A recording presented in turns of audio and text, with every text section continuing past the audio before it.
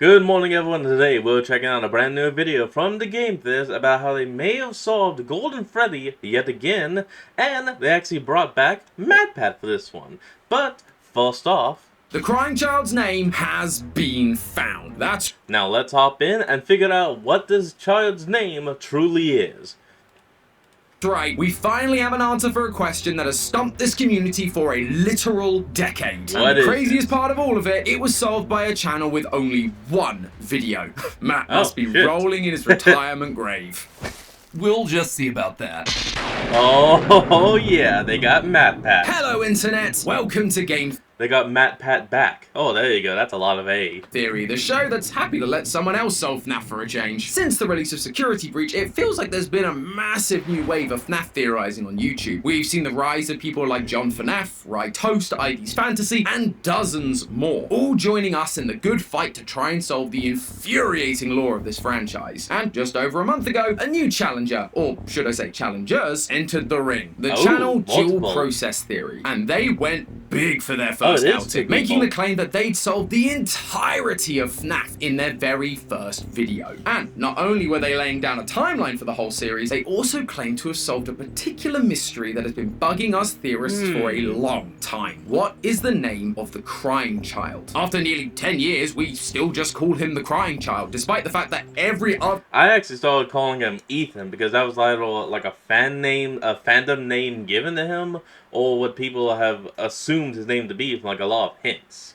The character in this franchise seems to get a name. Mike, Elizabeth, Charlie, even the missing children got names. So why is this kid's name left blank? Well, according to Dual Process Theory, it's not that he doesn't have a name, it's that we just missed it. We've had the name all along, we've just been giving it to someone else. They suggest that the crying child's name is Cassidy. The name we found all the way back in the word search of the survival logbook. The same name that, for the longest time, we have given to the vengeful spirit from Ultimate Custom Night. The one Afton should not have killed. Not only that, but they claim that the child we thought was Cassidy doesn't even exist. For years, we've assumed that there are 7 dead kids, 5 missing children's incident victims, including Cassidy, Charlotte, Emily the puppet, and the nameless crying child. But instead, they claim that there have only ever been 6, with the final missing kid and the bite victim being one in the same, Cassidy Afton. It's a bold claim, but when you get into the meat of it... No, that really is a bold claim. Their argument is actually quite compelling. So I went back to the drawing board and started mapping out the pieces myself to see if I could come to that same conclusion. Is the crying child actually Cassidy? Ladies and gentlemen, it's me. Hey Tom, what you do? Hey. Oh, hey Matt, I'm kind of in the middle of solving FNAF.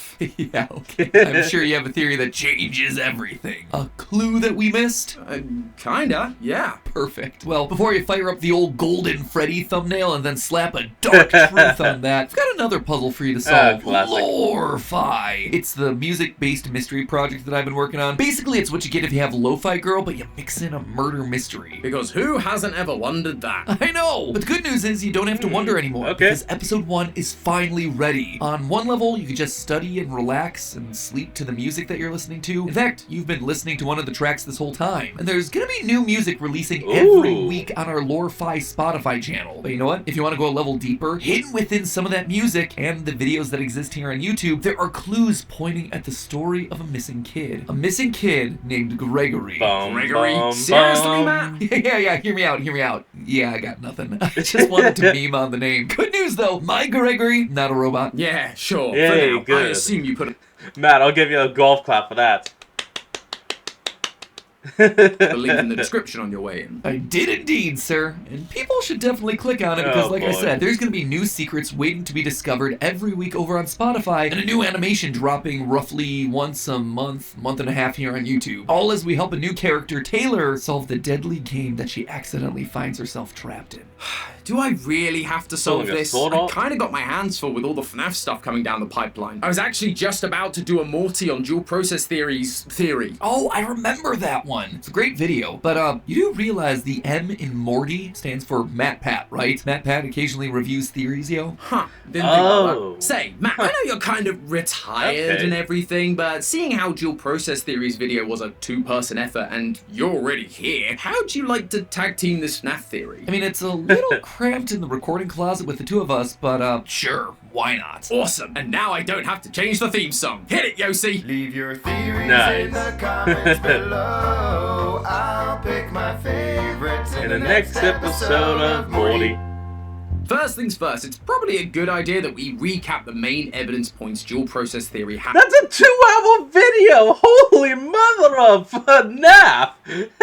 I'm sorry. As for the crying child being Cassidy, their video is nearly 2 hours long after all. Who has that much Nearly, it's over 2 hours! By 16 minutes and 31 seconds! time? Well, Dude. except for you, considering you took over 4 hours to react to it. Look, I'm retired now. I've got nothing but time. But I think you're right, so let's quickly recap, starting with the first major point, how we got the name in the survival logbook. Now, this book has been a cornerstone of the FNAF franchise since its release. Inside, we have 3 separate people speaking to us. Michael Afton, who writes in red pen, a spirit that writes in faded text, and a third person that alters the text of the book. The faded text writes the words "my name" on a number of the pages, and on those pages there's always some sort of weird number. Take all those numbers and turn them into coordinates for the word search, and bam! You get the name Cassidy. It sounds so simple now, but I remember ripping my hair out over this at the same time you were. But the key to the whole thing Yeah. was one very important usage of my name. On one of the pages, the my name appears on a gravestone, just like the gravestone missing a name from FNAF 6's ending, which, it should be remembered, released around the same time as this book. So it seemed pretty darn obvious that these clues were revealing the name of that final character, the 5th missing child, which is why for the longest time we've been calling the 5th child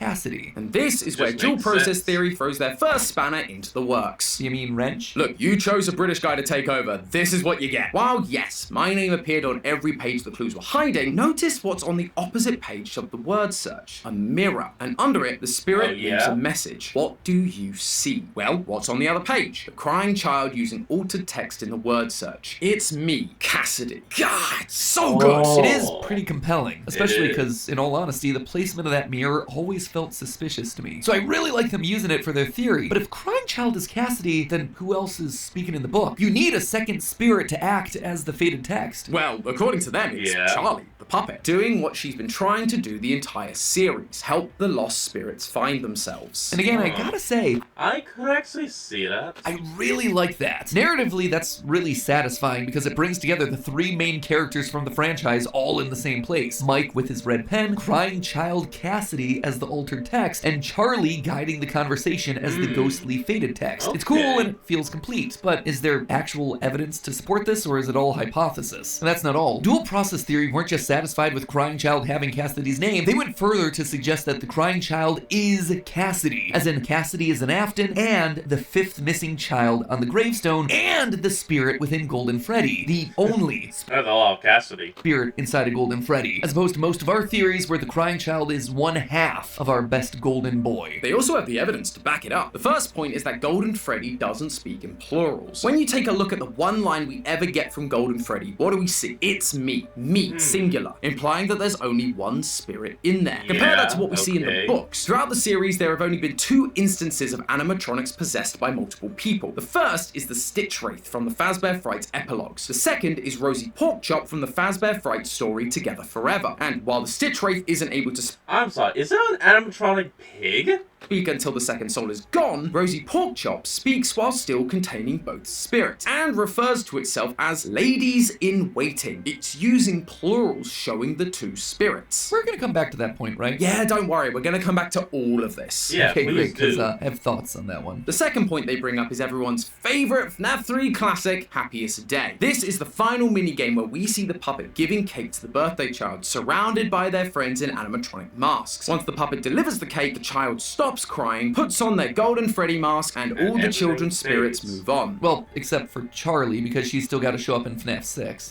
Yeah, because nothing can ever just be as it seems with this franchise. But there is Nothing remains dead. one thing that I think we can both agree is very straightforward. There are only 6 kids at this party. The 5 missing children and the puppet. If there were True. supposed to be 2 spirits inside Golden Freddy, why isn't there a 7th kid? Which ties in perfectly to point number 3. The glowing eyes at the end of FNAF 3. This one's personal, so I'll take it. As a reminder, if you beat FNAF 3 without doing the Happiest Day minigame, you get the game's bad ending. This gives us a screen where our 4 main animatronics each have one glowing eye, symbolic of the fact that their spirits haven't been released yet. Seems pretty self-explanatory, right? But then look who we have in the back. Golden Freddy, with not just one glowing eye, but 2. This was always the backbone to the whole 2 spirits debate. The idea that, unlike all the other animatronics who each had one kid's spirit inside of them, Golden Freddy was different. He had 2, both the innocent crying child spirit and the vengeful spirit Cassidy, the 5th victim. It was a theory that was further supported by the books, specifically the Stitch Wraith Stingers, where we see an animatronic possessed by 2 spirits, a nice wholesome kid named Jake and an evil angry spirit named Andrew. One who dies in a hospital setting like the crying child, and one who dies by a brutal murder from Afton. The parallels are hard to deny. However, Dual Process challenges this by calling out the fact that if there were indeed 2 spirits in the body, why then do both eyes go out once you complete Happiest Day? Especially since we've believed that the Cassidy spirit lingers on to torture Afton in Ultimate Custom Night. Only one light should have gone out, to which I have one answer: retcon. But obviously that's a bit of a cheap explanation if we can avoid it. Which brings us to Dual Process's last point. How can the crying child be the 5th missing kid when, very clearly, he's not missing? Like, he's literally right here in front of a large room of people. Well, they make the assumption that this was all part of William's scheme. After the bite of 83, William pulls his child out of the hospital, and while experimenting with harvesting remnants, has the bright idea to stuff his son into Golden Freddy. Whoops! Bad idea, Will. It doesn't work, and the spring locks kill him, which is why we see Golden Freddy twitching in Ultimate Custom Night in the same way William does during the FNAF 3 teaser. This mistake devastates him, and in a drunken stupor, he lashes out at Henry's daughter, Charlie, killing her last. This then aligns with what we see from the gravestone puzzle in Help Wanted 2. To solve it, you have to light the gravestones marked by the 6 dead children in a specific order, presumably the order in which they died. Chica, the first, she has seen everything, followed by Foxy, Freddy, Bonnie, then Golden Freddy, and finally the puppets. Later, when the police start to investigate the disappearances at the restaurant, William claims his child also went missing to throw them off the scent that he may be the killer. Now, while I don't really love the logical jumps their explanation takes there, one thing I really do like about the crying child being the 5th missing victim, and therefore the only spirit inside Golden Freddy, is that it really does help clean up the numbers. For years, 5 was the magic number in FNAF when it came to dead kids. Then, around FNAF 3, it evolved into 6 with the inclusion of the puppet. And yet FNAF 4 shows us what was presumably a 7th kid dying in the form of the crying child. And while Help Wanted does eventually give us 7 graves and a hidden out-of-bounds Easter egg, it always bugged me that there was never a gravestone for him in the FNAF 6 ending. I always just assumed that it was because he ended up being different. He wasn't a victim of Afton's, and thus he wasn't included in that final image. But if Crying Child is in fact the 5th kid, it helps explain why there was never an additional grave for him, because he was always there to begin with. He was the one hidden behind the grass. They also don't mention this in their theory, but in FNAF 3, look at the spirit who gets Afton's spring locks. They have tears streaming down their face, just like the Crying Child. We never see the other spirits' faces. We're specifically being shown that this one has tears, revealing that this isn't a separate spirit from the Crying Child. They are one in the same. Scott even used the same model in FNAF World specifically for the Crying Child. To be fair, tears are everywhere in the series, though. I mean, the puppet is shown crying literally all the time. So, except in Security Breach, well, it's the only game that doesn't have tears. Are we done? Did they solve FNAF? Can I retire now too? No, we still have to solve Poppy. No. And Lorfi. Okay. And Ban Ban. No! Secondly, well, this theory is really satisfying from a narrative standpoint. It helps to simplify a lot of the confusing elements that have built up over the years. There are a few pieces of evidence that they didn't mention that might poke a few holes in their theory. Oh yeah? So Tom, what's this sound?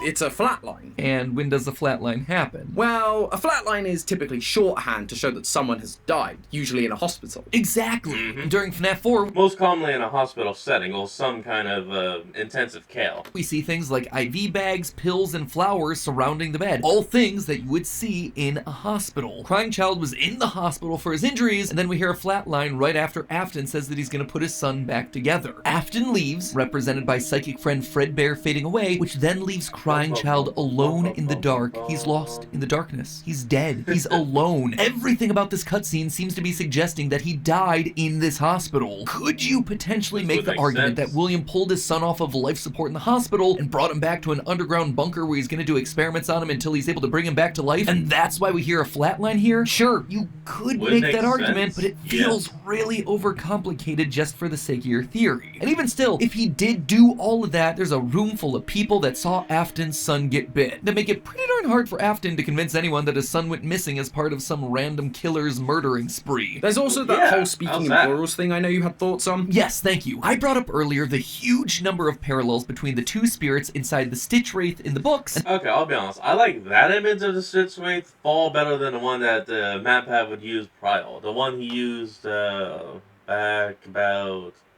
here. Yeah, that one. That one I don't like, this one I do like. The two spirits that are potentially inside of Golden Freddy in the games. Now, say what you will about book-based evidence, but the epilogues at the end of these things tend to be very important for storytelling. I mean, we saw that explicitly with the reveal of the Mimic. So to focus on this character of the Stitch Wraith, comprised of two spirits across 11 books, yeah, that feels pretty darn important. And in the Stingers, each spirit inside the Stitch Wraith speaks in the first person. So it would then make sense for one spirit inside of Golden Freddy to say, "It's me, singular. It's me, the crying child, your brother." But let's go a level deeper. In the Stingers, the Stitch Wraith is made up of a mix of parts. Andrew, the angry one, is established to not be able to see because his part forms the body. Jake, the nice one, can see because his spirit is trapped in the head part. As such, he reports what's happening in the world back to Andrew in the body. And what do we see happening in the logbook? Well, it's a similar sort of dynamic. One spirit asks, "What do you see?" And the other one responds, "I can't see." It's a direct parallel, even down to the happiest name. That I really like. Minigame. There's a point in the Stingers when Jake is given the chance to move on and pass into the afterlife, but he chooses to linger back in order to help Andrew. Eventually, one of them moves on while the other is kept to Earth, held back by Afton. Sound familiar? It should. It once again parallels a lot of what we're seeing happen with Golden Freddy in the games. On top of that, dual process theory reminded me of this moment in FNAF 4's minigames, where the crying child is locked in the back room with a Golden Freddy costume. They pointed out the tufts of hair coming out of the suit, explaining this to be an employee who bled out. However, in one of our old videos, you made the valuable point that this head is just sitting too low in the torso. When adults wear it, we see their heads fully out, even when they're sitting. This is something that is explicitly shown to us in places like graphic novels, which tells us then that the person in the suit here, it's gotta be a child. Again, we see this in the books. In Fazbear Frights, we have scenes where kids reach into the Golden Freddy suit and see black curly hair sitting inside. This is a dead kid that we know was put inside of Golden Freddy. Presumably, this should be the fifth missing child. This is why Crying Child's Fredbear plushie tells him, "Remember what you saw." He has literally seen the deaths of other kids. You ever thought that maybe that's the answer? What do you mean? Well, is it possible that this story is actually way simpler than we, the FNAF community, have made it out to be? I mean, look at the scene. Like, really look at the scene. It is pretty darn self-explanatory. A kid is locked in the storage closet and literal tufts of hair are sticking out of the suit. I remember when I first saw this scene, I overthought this thing to death, assuming that it had to be more than just hair sticking out of the suit. Maybe they were wires or tufts of suit hair or something like that, because this was 1983, and by all accounts, it was the first location. It was Fredbear's Family Diner, the beginning of the timeline. The missing children's incident didn't happen here. It was at Freddy Fazbear's Pizza. Clearly, these brown pixels had to represent something else, but in retrospect, the scene is pretty explicit. There's a kid dead in the suit. Done, cut and dry. Remember what you saw? You saw a dead kid. We, as theorists, are so... I'm sorry, but that needs to just be clipped and posted online.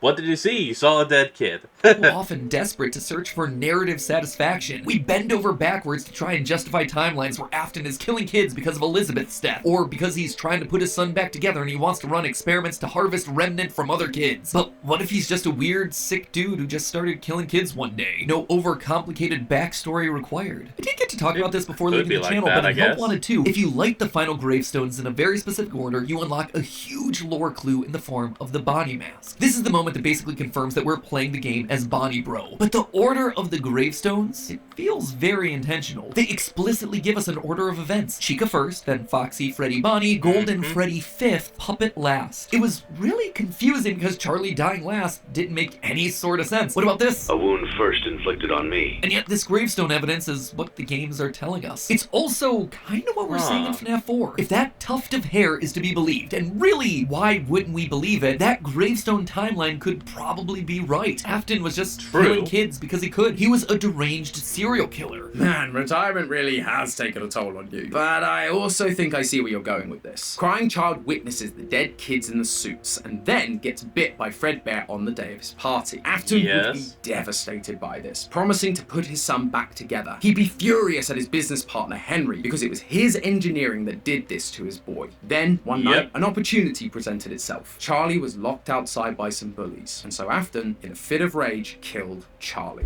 Unlike all the other killings that were premeditated, this was a crime of passion, and so it broke from all of his usual methods. And that allows this new order of deaths that Steel Wool has given us to make way more sense. Chica was always the first, but not just of the MCI. C was the first. C has seen everything.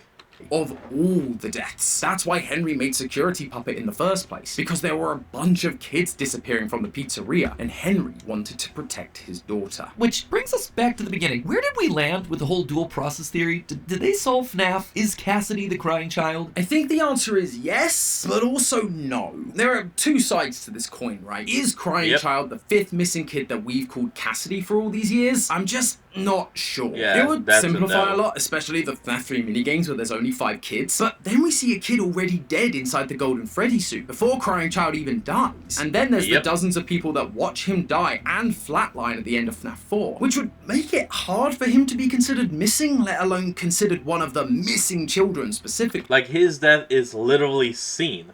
That ain't missing. It's true. As much as I like it from a narrative standpoint, there's just as much evidence against it as it is supporting it. It's typical FNAF, you know? Well, not completely, because there's the second side of this question. Sure, Crying Child might not be the fifth missing child, but based on what dual process theory presented, I think they might be right that Crying Child's name is Cassidy. William Afton, a deranged serial killer hiding in plain sight. Until one day his son Michael decided to play a prank. A prank that would kill his youngest son, Cassidy Afton. It has a nice ring to it, I've got to admit. Maybe, and I definitely see it. It's just a frustrating catch-22, you know? We either get to have the Crying Child's name, and in the process we lose the established fifth missing kid name, or Cassidy is the fifth missing kid, and Crying Child remains as nameless as he ever was.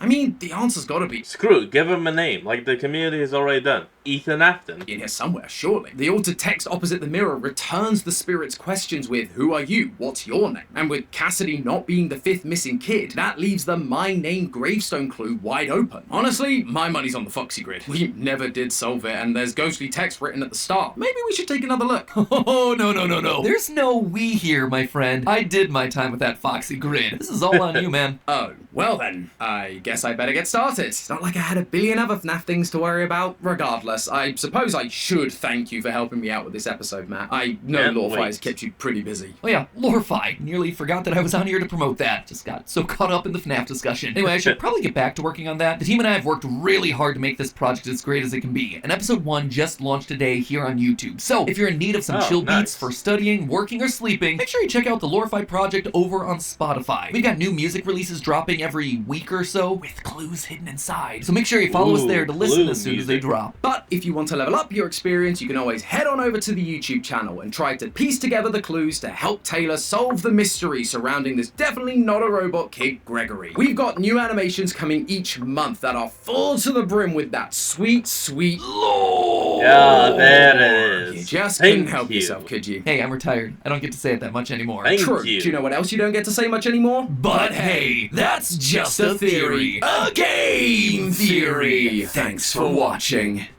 Well, okay, I didn't mean to start the video back over, but either way, I am so glad to have finally gone on to heal MatPat once again in a brand new video. Alright everyone, that's going to be the end of today's video, and I hope you all enjoyed this. Remember to like, comment, and subscribe for more. Link to the original will be in the description below, and remember... I'm sorry. And remember to like, comment, and subscribe for more, and I'll see all of y'all next week when we flick back on. Till then, this is Fox, signing out. Peace.